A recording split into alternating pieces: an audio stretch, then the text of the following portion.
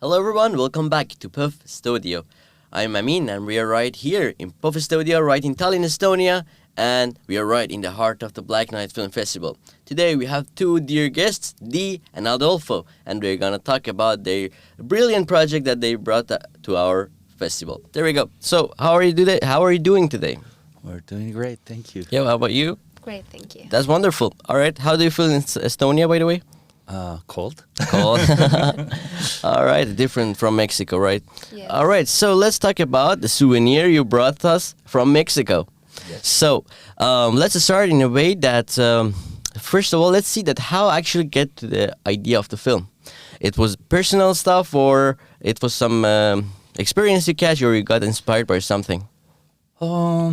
Basically, it all started with the idea of portraying two young characters that were revolutionary rebels against the system, you know, and all this within it.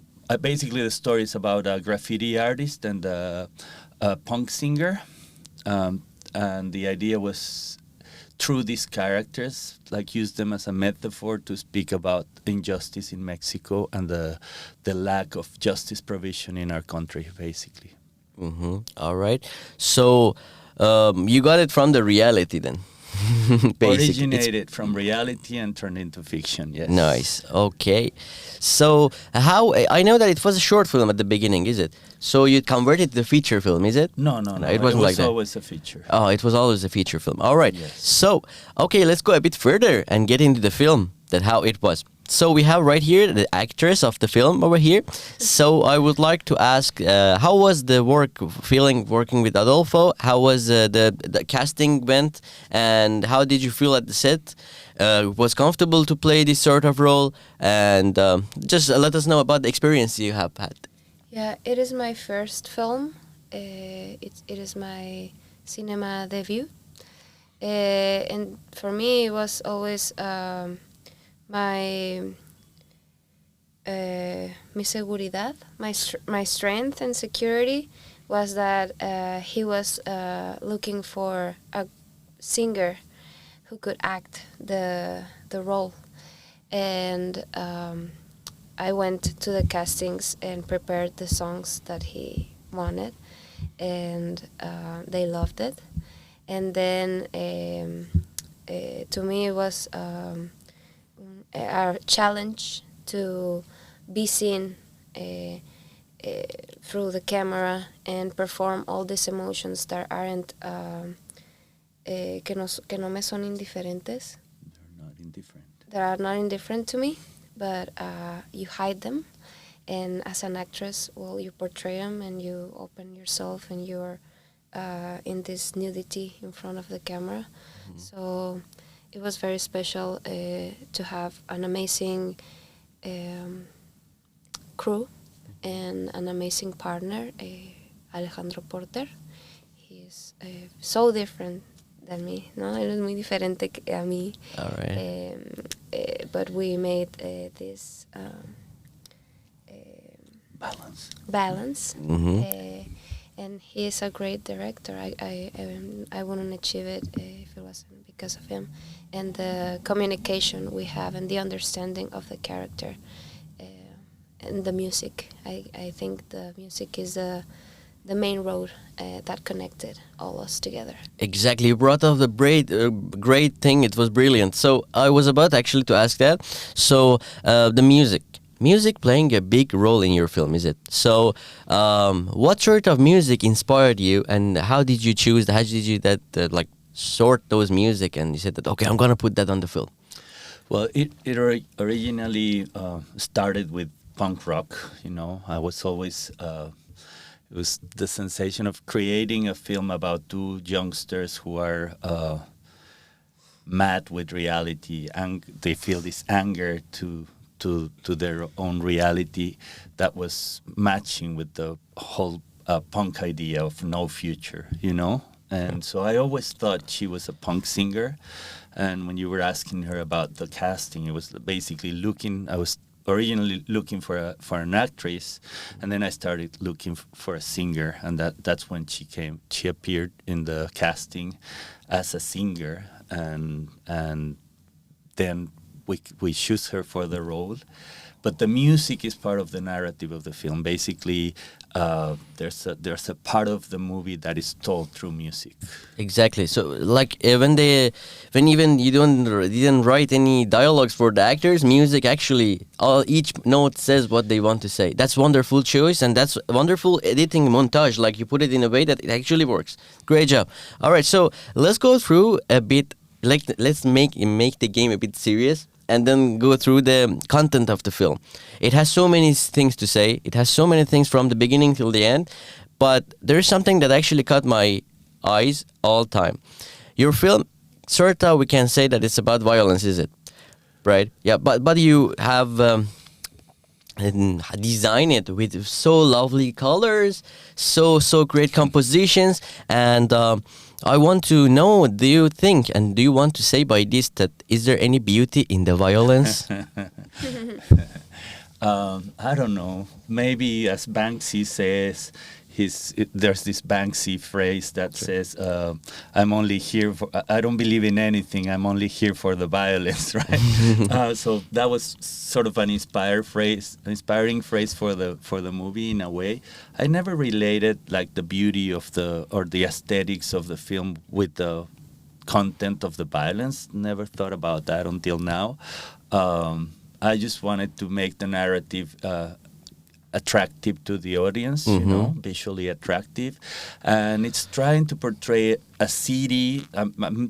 Like Mexico City for us is like a very urban, very wild city that has a beauty in it, you know. And I wanted to portray my city in a different way, like in a more probably futuristic in a way, like a city that is connected through tunnels and bridges and stairs, you know, a city that has like different connections where the characters pass from one scene to another, you know, through these like pathways. And so I don't know, but never related really the violence and the beauty of the film in any particular All way. right, so I think there's beauty in the breakthrough. Breaking through the violence, breaking through the pain, breaking through the lies, breaking through the injustice. I think there's a beauty. Oh, that count. Yeah, that could be count. Oh, yeah. All right. So, another question which I was about to ask is that,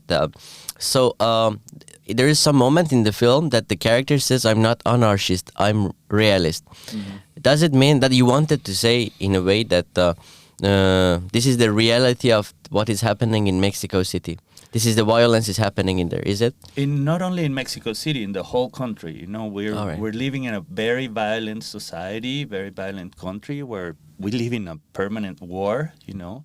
But more than portraying the war that's happening in Mexico, which has to do with the drug dealers and stuff and the cartels, I didn't portray that. I wanted to portray the violence against women, you know, the violence against journalists and students, like how the repression towards the young people.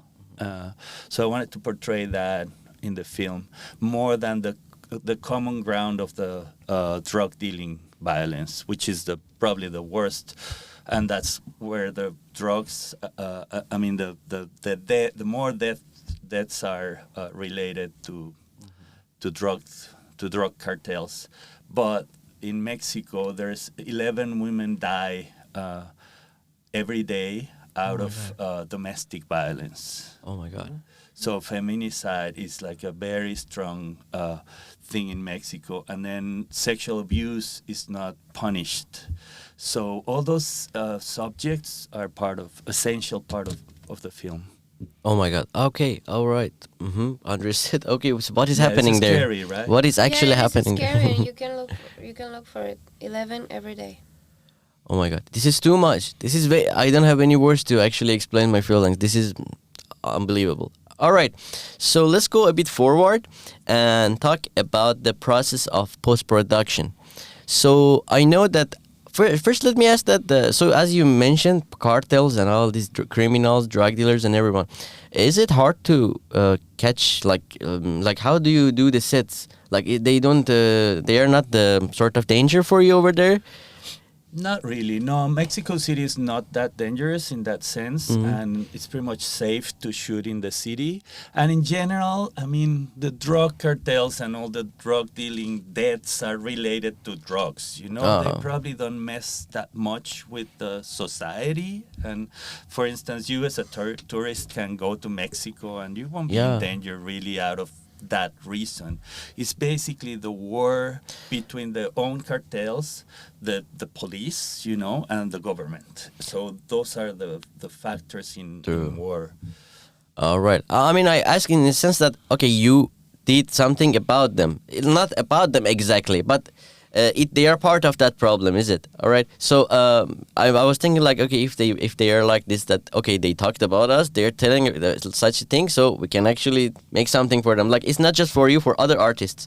Is it like sort of danger for them, or they don't actually care anymore? It's actually dangerous for journalists. The only point that probably the only part of the movie narrative where we touch the relation with the drug cartels is the death of journalists. You know, there's also like many journalists being killed in Mexico, and nobody knows who killed them. You know, most of the times are journalists that are talking about drug cartels and the relation between the drug dealers and the government, you know, and the narco government. So that's where probably the movie touches a little bit of that side, because we don't talk about drugs or drug cartels. Though I think you can make a movie about it and nobody will kill you. You know? Okay. I mean, probably if you make a documentary and you want to portray the drug dealers and that, then you're in danger. But if you're making a fiction, I don't think it's that dangerous. So it's a strange situation. Yeah, understood. The country is violent, but it's some sort of underground violence, you know, permanent. Okay, understood. Okay, pretty interesting. Okay, so for the one last question before wrapping up is that, so as you mentioned, you guys, there is a very, very great balance between the characters you have in the film. How did you actually manage to give such an explanation, make them like comprehend exactly your words, so they can actually make that balance together and make that film so rhythmic, like it's sweet rhythm? I think it was organic somehow, you know.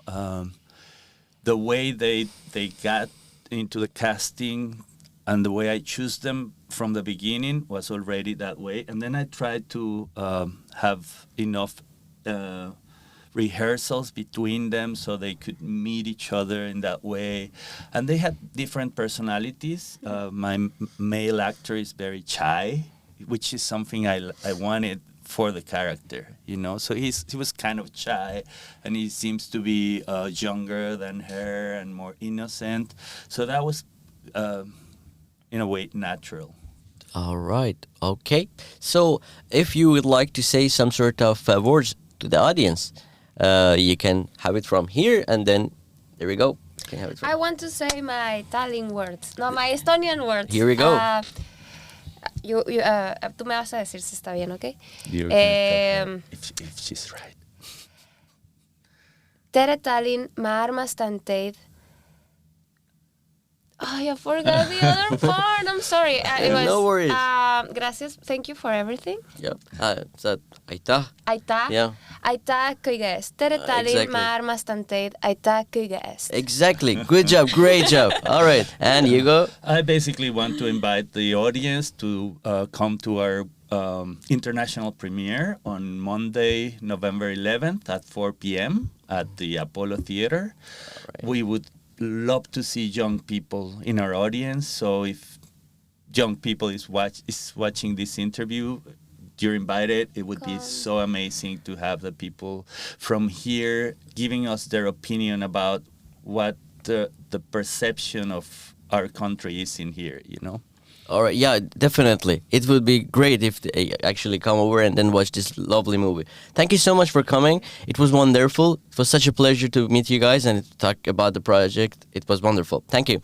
And once again, thank you so much for having us and keep coming with us.